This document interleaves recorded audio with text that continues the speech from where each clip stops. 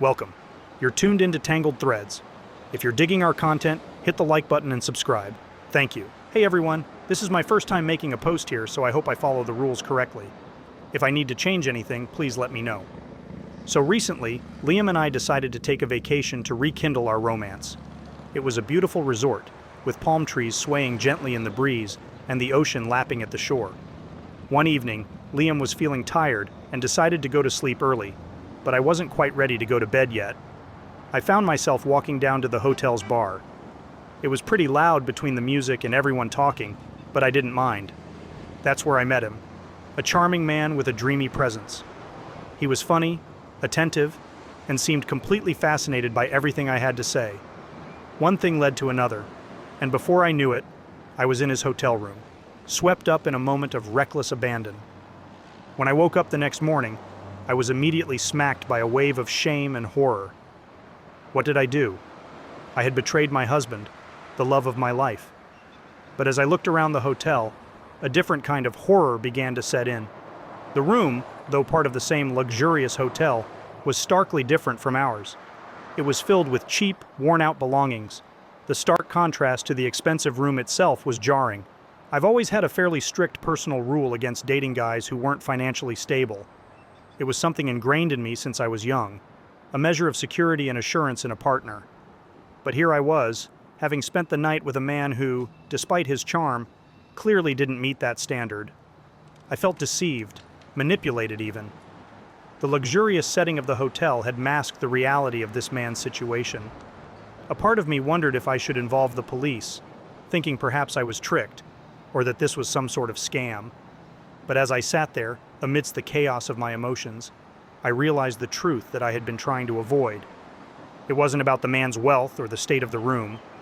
I had made a choice, a grave mistake, and the person I had really betrayed was Liam. The thought of confessing to Liam was unbearable. How could I tell him that I, his wife who he trusted and loved, had broken our vows over a fleeting moment of weakness? But the alternative, living with this secret, felt like a poison that would slowly erode the very foundation of our relationship. As I made my way back to the room, my heart felt heavier than it ever had. The sun was rising, casting a golden glow over the resort, but all I could see was the impending storm that I had brought upon us. This vacation, meant to be a celebration of our love, had turned into a crucible for our marriage.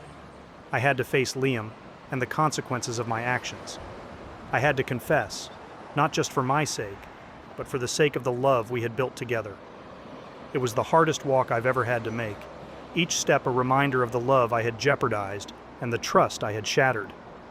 I was about to find out if the tapestry we had woven together was strong enough to withstand the tear I had carelessly inflicted. As I stood outside the door to our room, my hand trembling as I reached for the handle, a whirlwind of thoughts battled within me. Do I need to involve the police? Report the man from the bar? But what would that achieve? I don't know what to do anymore. Any help is appreciated. Here are some responses she received. Response 1. Definitely steer clear of involving the police. This whole mess isn't a case for them. It's about the promise you broke to your husband. Dragging the cops into this mess will just stir up unnecessary drama and won't tackle the real problem. You're cheating.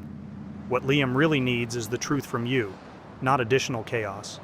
It's time to own up to what you've done and have a heart-to-heart with him. He's the one who's been hurt in all this, and your attention should be on making things right with him, not on dodging the fallout of your actions. Response 2. Getting the police involved won't undo your actions, and to be honest, it's pretty unfair to drag them into something so personal. You broke your husband's trust, and that's the real issue here. It's time to concentrate on Liam and the pain you've caused. He's the one who's suffering because of what you did, not you. Right now, he needs your transparency and your effort to fix things, assuming he's open to the idea. This is about mending your relationship, if there's anything left to salvage, and not about seeking retribution on someone else for the decisions you made. Update. I can't believe this is where I am at now. After I confessed, everything went downhill, and I'm still in shock from everything. When I wrote about my situation, seeking some support or understanding, I was met with overwhelming disapproval. Everyone was against me, taking Liam's side, and now I'm facing the harsh consequences of my actions. Following my confession, Liam was devastated, and understandably so. He decided to file for divorce, and the court ruled against granting me any alimony. It feels so unfair. Yes, I made a mistake, a terrible, impulsive mistake. But does that mean I deserve to lose everything? I've been cast as the villain in this story, but isn't there more nuance to life and relationships than this black and white judgment? Now I have no choice but to move back in with my parents. Me, a grown woman, having to return to my childhood home because of one mistake.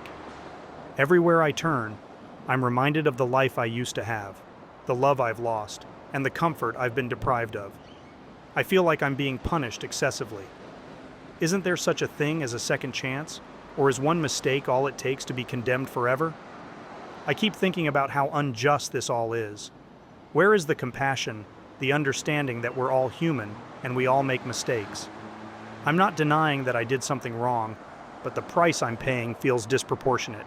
It's like I've been stripped of my dignity, my security, and my future, all because of one lapse in judgment.